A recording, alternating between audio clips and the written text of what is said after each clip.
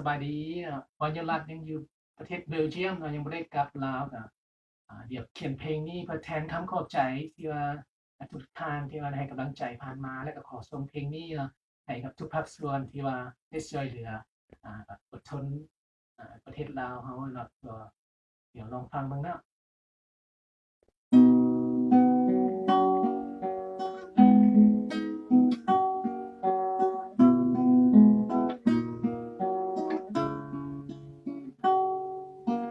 อยากเก็บดาวถึงล้านดวงที่ลอยอยู่ถึงนภาเก็บเอามาถักทอสายใยส่งไปให้ถึงเจ้าเพื่อแทนคำจากใจความรู้สึกที่มีให้กันสื่อความหมายจากใจถึงใจให้เจ้าเสมอมาอยากเก็บคำบอกที่ดีที่มีอยู่ในหัวใจเก็บเอามาทุกทวงทำนองกันก็เป็นเสียงเพลงเพื่อสื่อแทนสัญญาความห่วงใยและหวังดีสื่อความหมายจากใจถึงใจที่เจ้ามีเรื่อยมาจากใจดวงนี้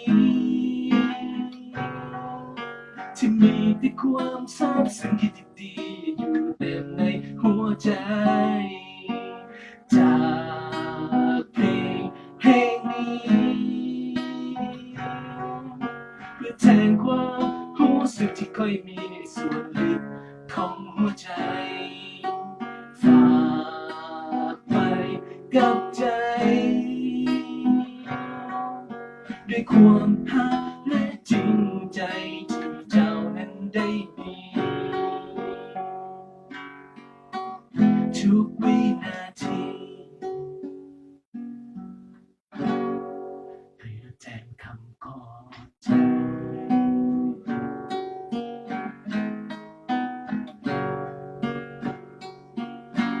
จากใจดวงนี้ที่มีแต่ความซาบซึ้งที่ดีอยู่เต็มในหัวใจจากเพลงนี้เพื่อแทนความรู้สึกที่ค่อยมีในส่วนลึกของหัวใจฝากไปกับใจด้วยความหักและจริงใจที่เจ้านั้นได้มีทุกวินาทีเพื่อแทนคำขอบใจแต่คงบ่มีเหตุผลใดจะอธิบายความในใจที่ค่อยมีเพื่อตอบแทนเจ้าคนนี้ทุกสิ่งที่สวยงาม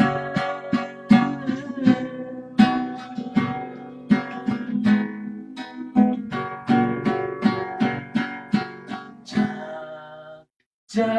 ดวงนี้ที่มีแต่ความซาบซึ้งที่ดีอยู่ในหัวใจจากเพล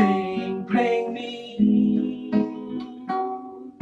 เพื่อแทนความรู้สึกที่เคยมีในส่วนลึกของหัวใจฝากไปกับใจด้วยความหักและจริงใจที่เจ้านั้นได้มีทุกวินาที